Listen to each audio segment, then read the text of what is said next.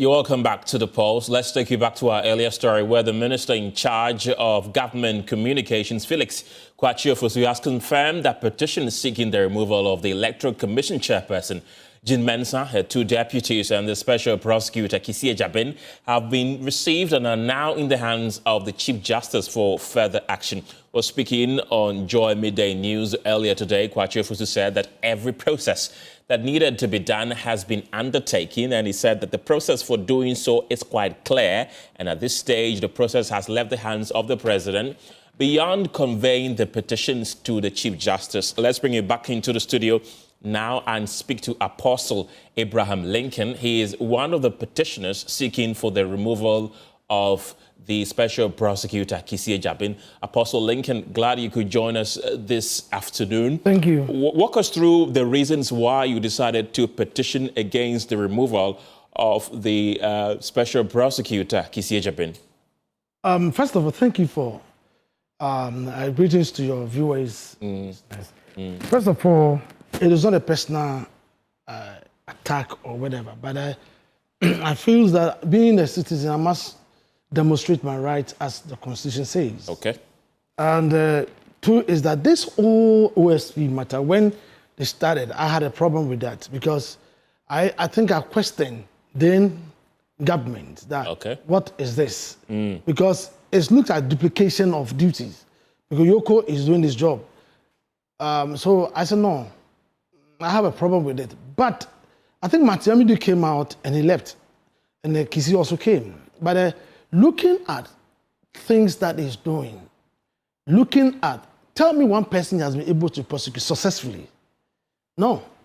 One thing about the security, whatever, is that when one step in, all the people stay back. So that because they believe that whatever you are going to do or whatever we will do, the same thing you can do. Do you understand? But yet, he doesn't come up with results. Let's come to this point. A point whereby is, I know in my petition I said demonstrated bad faith. Now, per his own statement, per his own interview with it, he granted, the KSM granted him, said that he saw Kisie, he saw Mr. Ken Ofurata leaving, but he could not do anything about it. They were powerless. He tried all the agencies. It doesn't work. And he said, he was saying so many things about that. I said, no, you have demonstrated bad faith because you own the appointee, the one that appointed you, allegiance. You also own the citizen allegiance. So why don't you organize a press conference that where I've get a signal that Mr. Ofurata is leaving the country and is involved with some corruption-related issue. So let us organize. I'm just appealing to you that, listen, this is what is going on. They are preventing me not to work. Then we want to extend you. But you kept quiet for all this while till the person left. Then you are coming out that way. This is what I saw and I couldn't do anything. You've demonstrated bad faith. And in fact, you should even resign straight. Tender your resignation letter and go. Don't wait for demonstration. Go and wait for petition. But I'm not the only one who has petitioned the president. Yeah, you're one of three. Yes. But and two, also, you realize that I stated something about the lack of cooperation. Working with Article 88 of the Constitution talks about the powers that Attorney General has. And when you study it, you realize that even the OSP works right under the Attorney General. The Attorney General can enter non-prosecutor, even if he's prosecuting. You understand? What the OSP does is to investigate. He can prosecute. It's the Attorney General that prosecutes. And the man is actually, you bring the extradition docket. Even if you allow the person to leave, fine. Bring the extradition docket so that we can add your tools, just as Simstar said it. Add your tool, whatever. You wrote letter, whatever, to the Chief of Staff. Chief of Staff is here, Attorney General. Then Chief of Staff immediately gave it to that. He asked you, and you were delaying. So listen, I don't know whether there is a fight between them. But who suffers? It's two elephants. It's the guys that suffers. It's the Ghanaians that suffers. Somebody who has caused Ghanaians pain. Look at the banking sector, the resolution. If you look at the things that it could have saved even the bank rather, you can't throw the baby with the bathing water. Right. But you can solve the issue. But I believe he used a personal hatred, whether hatred or whatever, and did also look at the bondholders, the bond people who have saved, who has made all that he could, that you lay your hands on. You did excessive borrowing and said they are not giving it again. Then those people who has want whatever, people cannot even afford to do dialysis. People cannot even afford to buy their own medicine, and they died. Aren't you wicked, man? You lay off. Today somebody told me something that somebody gave me rand figure about the people that works at the OSP. It's about 240 something. Then I said, no, then it should be restructured because when you dissolve it, people are going home and it will disturb us. You understand? So it should be restructured or it should be whatever that we can keep the workers over there. Right. And those on front line, we can deal with them.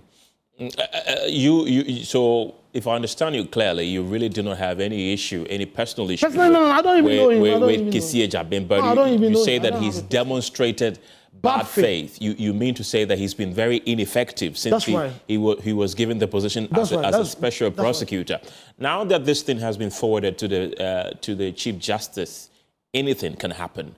Anything can possibly happen. Let's assume that's one of the possibilities, that the Chief Justice upholds your petition together with the two others seeking for the removal of Kissie Ejabin. What changes would you like to be brought to the office of the special prosecutor? Or would you want it to be completely dismantled? No. Because, you see, I'm also thinking of, I got the information today, this morning, by my source, Then I said, no, because of the people, the workers over there, with this 240, we should not dissolve it.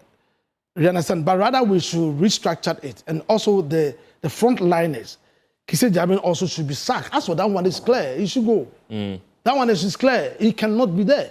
He should go. Then looking at other things and empower that institution, give them all the resources that they need. Go to Yoko, empower Yoko. Go to CID office. The boss, empower, give them all the resources they need. I tell you, they can deliver. They can deliver. We don't, you see, we need to come to the point that everybody must speak his mind. I told you that I'm under threat. Right. You are. Yeah. We'll come to the threat, don't go yet. But so really, how does the process for the removal of these individuals work? Let's get more. And Fatal Bayaga of our Legal Affairs Desk joins me on Zoom with more. Fatal, help us understand how this process is going to work. Unfortunately, we've lost Fatal Bayaga on the line, but let's bring in Vitus Azim, who is an anti-corruption crusader. Vitus, thank you very much for your time this evening. Of course, there's been a lot of conversation around the special prosecutor in particular. Really, with these petitions that have been brought before the Chief Justice, do you think that the special prosecutor, as we speak right now, has done a good job that should merit him being made to stay in office?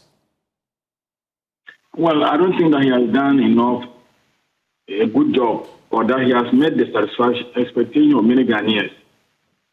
But whether it is enough for him to be asked to leave or not is a different thing. I'm not sure about that. Because when you're part of sometimes mistakes. So unless we can establish that he was deliberately negligent to favor the persons involved, maybe we still need to give him some time. But he should listen just what must say. If it is true that he was not able to operate in the circumstances and Nana Akufo-Addo PJ, he was supposed to have resigned. He is a man of principle. He didn't need to wait until now to come out and tell us that because of that, things were not fine. The atmosphere was not good for him to operate. And that's why people are so mad with him. Vitus, let's talk about the EC chairperson, Jean Mensah, and her two deputies. There are 7 petitions in all against them as well. What do you make of those petitions against the 3 individuals helming the affairs at the Electoral Commission? Well, these things were expected. We expected these petitions, but maybe not so many. Because sitting from outside and watching what was happening at the EC, there wasn't much to write home about. Even when she asked not to appear before the committee that was created stage, Supreme Court that the 2020 election, and the Supreme Court sort of allowed her not to come out and testify. That was a serious matter. Some decisions, the use of the birth certificate, the SAL case, there were so many things that she did that I wouldn't have expected an independent institution to have engaged in. So definitely we're expecting this petition to come. But whether there's enough evidence to warrant her removal or not is a different matter. All right, Vitus Azim, thank you very much. He's an anti-corruption crusader. Let me wrap up with you, Apostle Abraham Lincoln, in the studio. You said that there's been threats on your life, or you feel like your life is under threat since you embarked on that demonstration somewhere last week. Tell us a bit more about that. I think that very day when I didn't go home early that day because I have to, for my own security, whatever. But on my way going, I saw a rider at the first light. When I got to Odoko, I saw the same rider there. Fine. When I got to Malam Junction, I saw the same rider there, and I gathered courage and approached him. I got up from the car and approached him. That time, my car was giving problem, the engine, so it's like I was riding slowly so that I can get home and call a mechanic to help me. So I wasn't speeding, but I was like driving slowly. So when I got there and I questioned him. I saw you here. I said, oh, no, he said, oh, David, no. Oh, no, Maza. You know, he spoke, where did they talk? I said, I saw you, Malam, I saw you at first light, saw you at Odoko, I saw you. So, but you see, then he just moved. Left. What's this? I mean, I just want to, I've decided to see the police. Have you, I was about to ask I want to report to the police. Why has it taken you so long to do that? Oh, until this thing, you know, when I was coming, got to that place, that place, how do you call it? There's a runabout, and I saw some of those who coming with the bike, but this one is like a max, you know. I used to watch my mirrors and whatever when I'm driving. So I saw him. The moment I turned that area, I saw him there. I said, wow. That's why I came. I said, no, I have to report to the police. It's not a personal whatever with Kisi Jabin. It is about the nation they're looking at. It is about somebody causing Ghanaians pain. Okay. But my mother, can you just imagine about this banking, dissolution of the bank? People that are home now, drivers. Some have turned to Uber drivers. My mother, can you imagine this? And you see, when we talk, it looks as if we are against the persona. It's not about persona.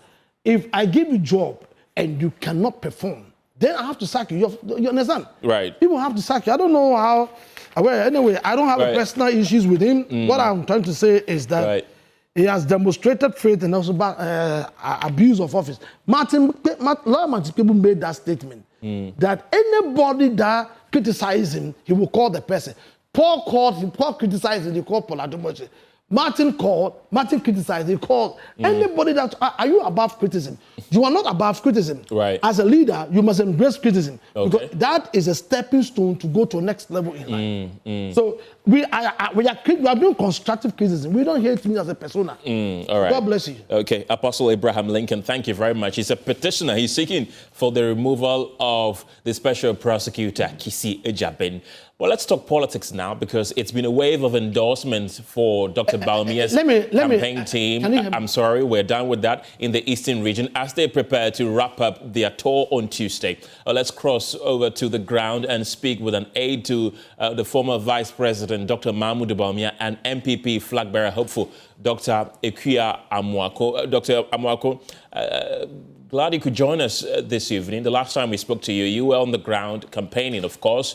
We've been hearing it's been an endorsement after endorsement for your candidate. Paint the picture for us. What has been happening in your camp? Well, yes, that's exactly true.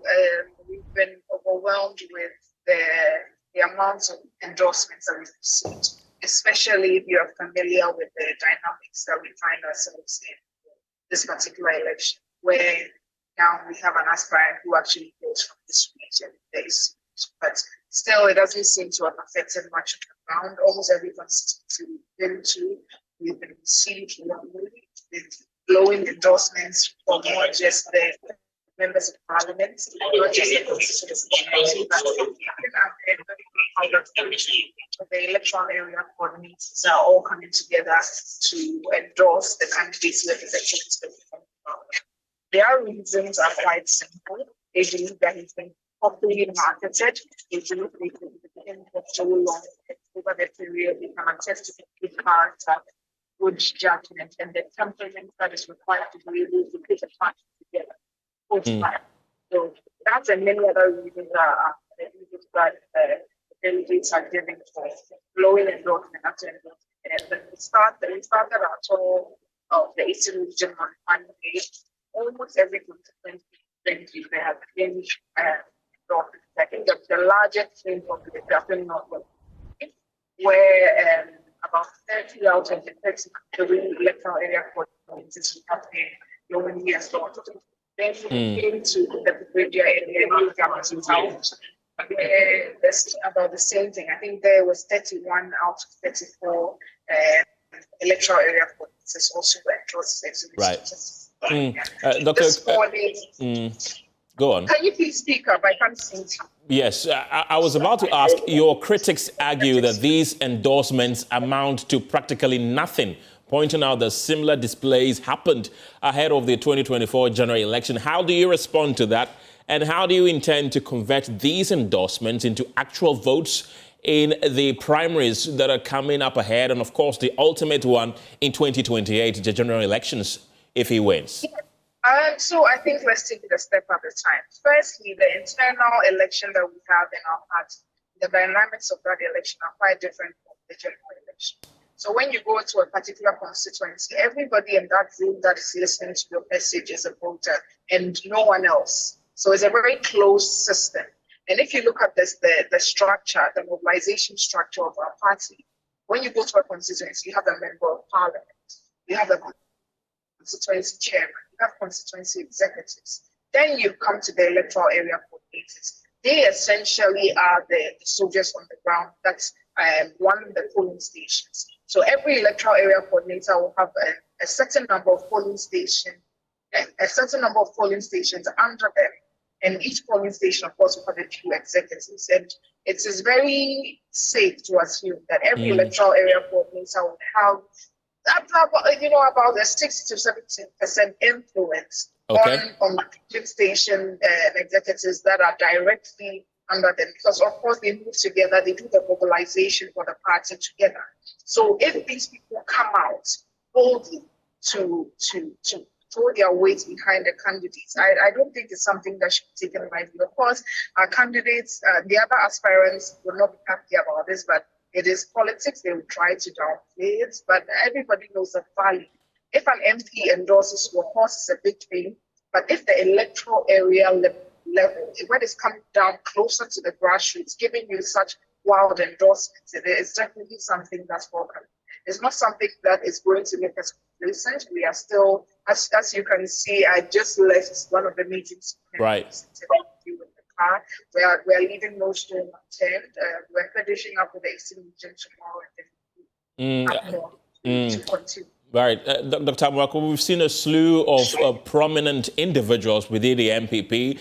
Just today, I saw Amase, the former Akwatia MP, also throw her support behind Mahmoud Bawumia. We've also seen the campaign manager for Kwabene Japan also convert to your camp, Samia Wuku, and others.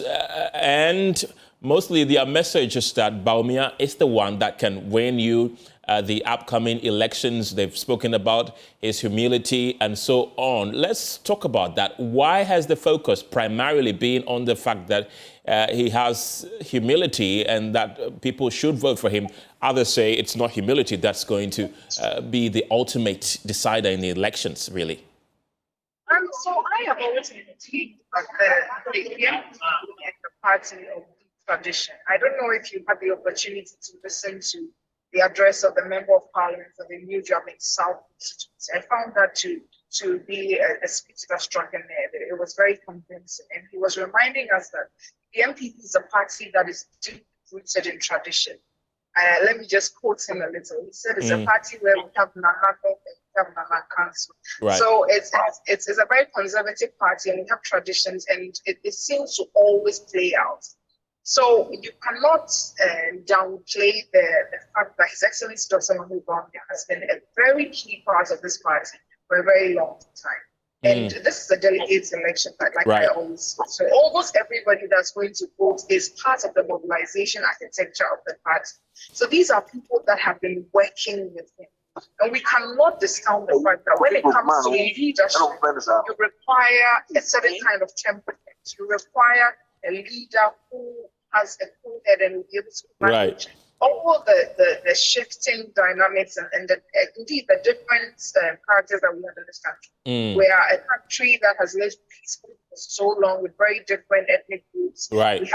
We enjoy a very high level of religious tolerance. And so we need somebody that will be able to continue with that. And of course, it's not just that. His vision and indeed what he has been able to achieve, even in the role of vice president, is also another thing that gives the delegates in the party a very strong conviction that when he is given the nod to be able to occupy the main seat where the buck stops with him, he will be able to drive and usher in a new age of development. Dr. Ekuya Amoako, thank you for joining us this afternoon. That's the deputy spokesperson for the Bawumia campaign team in the MPP.